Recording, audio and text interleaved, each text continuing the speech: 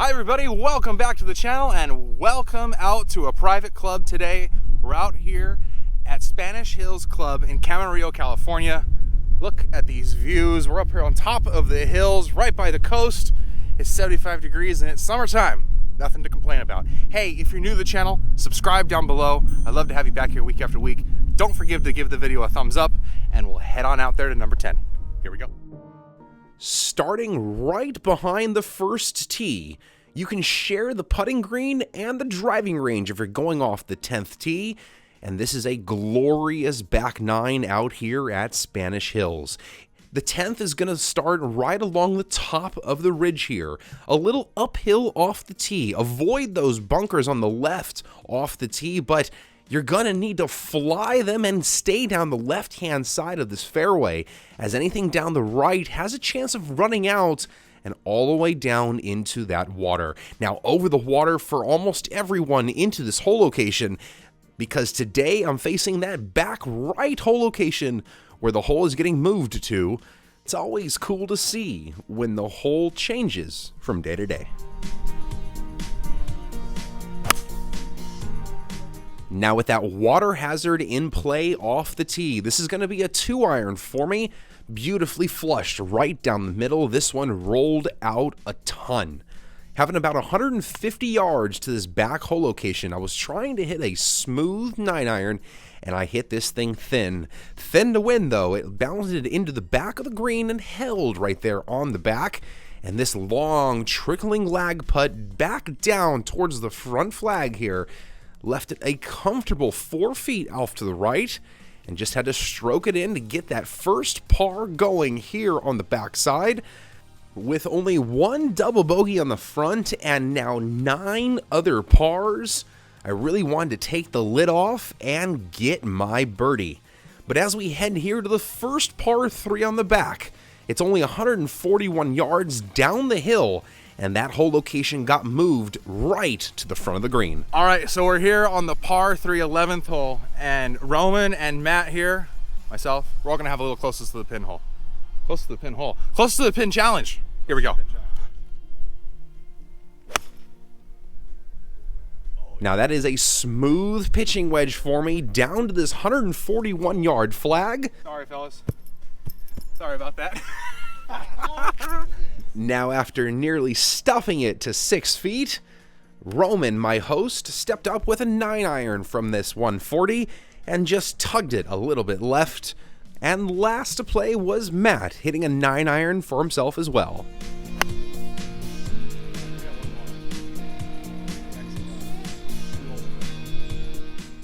Oh, little results a little close to the pin. I'm about 10 feet. Matty back there on the green as well. And Roman unfortunately missed the green short left. Now I was asking for that birdie. We're going to have to sink a putt, a slippery one back down towards the front of the green. Finally was able to take that top off and make the first birdie of the day. Oh man, it's time to put the throttle down and keep this train rolling. The 12th hole, another par 4 heading up the hill and over the ridge. Slightly under 400 yards. This is probably going to play true to its distance. Use those bunkers on the left as your target. You could probably just barely take it over the corners of those, and it's really going to widen out this fairway. There is plenty of room down there. The green is barely protected by that bunker. It's 20 yards in front of it. Make sure you get that distance right. A nice cut right off the tee. After that birdie, I was feeling on top of the world. From the middle of the fairway, though, this was a terrible wedge. A gap wedge from 130 after hitting that pitching wedge 140. It should have been a carbon copy of a shot, but it was not. I missed it left. Hit a decent chip shot up here to about 8 or 10 feet, and I had to sink another one to avoid the bogey after the birdie. And we're just gonna have to take that lip out. Unfortunately, dropping that shot immediately right back to 2 over par. Now on the 13th here, only 121 yards from the tees that were set up, and the pin was tucked over on the back right over the bunker. And my host, Roman, asked if we could play a contest again. Hey, so we're out here on the par 3 13th. We're gonna play closest to the pin out here with Roman and Matt. We got 121 yards. Taking a gap wedge, oh boy, after pulling it on the last hole, now I pushed it. Perfect distance, but it was off to the right-hand side. Roman stepped up after wanting to play this hole, and man, he flushed it. A pitching wedge right on the pin. Last, Matt stepped up. I believe he was hitting a pitching wedge or 9-iron himself, and well, he just followed me right to the right-hand side. Our golf balls were nearly on top of one another. Well, we had 3 shots that were all pin high here. My ball's embedded. I'm not gonna have to play that, thank God. Matty just missed the green, and Roman, well, this is your course. I would expect you to know how to play it. Great shot, man. But you gotta make that putt. All right, Roman, you wanted your moment. Here you go.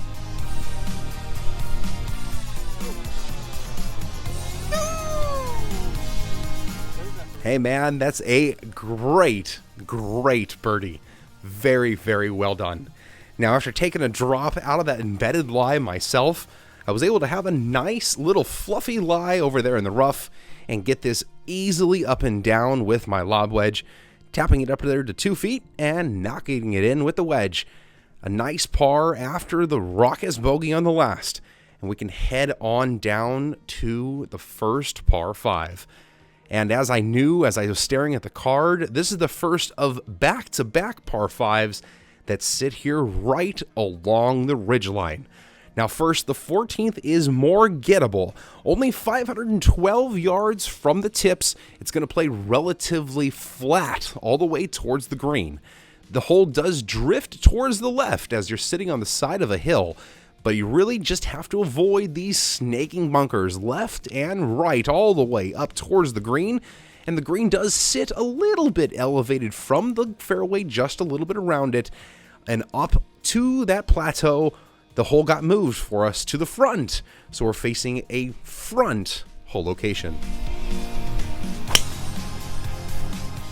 Really swinging away with the driver today, it made me feel confident off the tee that I could just go for it. Now this was a little bit off to the right, but it was a thin lie over here. About 260 yards to the green. I tried to take my 2-iron and just get it up there as close as possible to the front. About 20 yards short, I had a perfect lie in this Bermuda fairway. But as you all know, if you played off Bermuda, it is some grainy grass and tricky and terrifying to chip off of. I could only get it here to about 15 feet, and I was above the hole, and boy, oh boy, was this a slippery putt coming down. You can see how perfect these greens are here at Spanish Hills. You can't really ask for anything more. Now, as a contrasting par 5, look at that distance. 643 yards from the tips. This is no joke. Now, off the tee, we've got this really cool terrain with this volcano hill right in the middle of the fairway. That's going to be the prominent target for you off the tee, and hopefully you get a favorable bounce. As you head over it, you're going to have this saddling fairway that will severely drop down about 150 yards short of the green. As it drops down, it will funnel down to the bottom into a little collection area, and that spot is about 80 to 100 yards from the green, and that's where most people's layups are going to be. Now this green is going to sit a little bit elevated from its surrounds, and if you miss left, it's just terrible.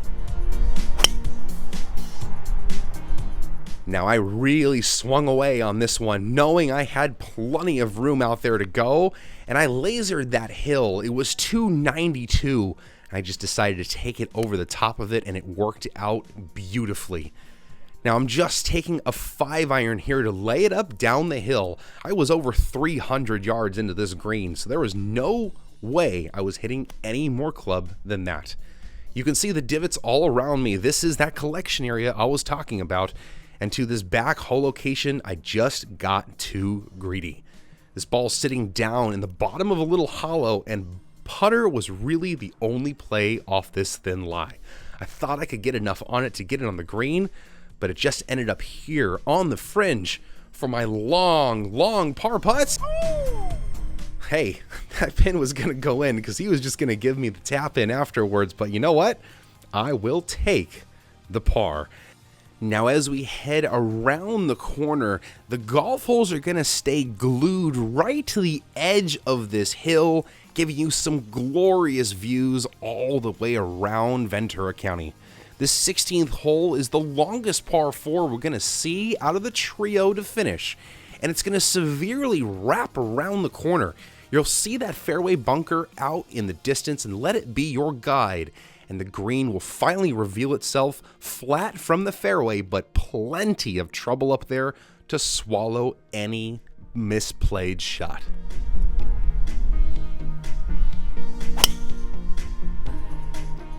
Now, it was beautiful to see the holes just continue to move around to the right-hand side. With that fade off the tee, it was just a matter of picking my start line and making sure I got enough on it. This ball actually ran slightly through the fairway, and having the ball below my feet on this shot was really tricky to deal with, but I was able to flag it properly, leaving it here only about 15 feet, but level with the flag. I made the cardinal sin and left a birdie putt short.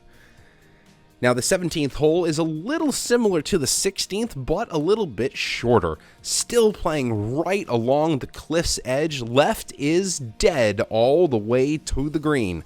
Now, those bunkers on the right that we just flew over could be your aiming off the tee and just give you enough to clear the corner of the fairway. But as you approach the green, man, left again is dead. That bunker is huge, just about as big as the putting surface, and unless you have a front right hole location, it will definitely come into play.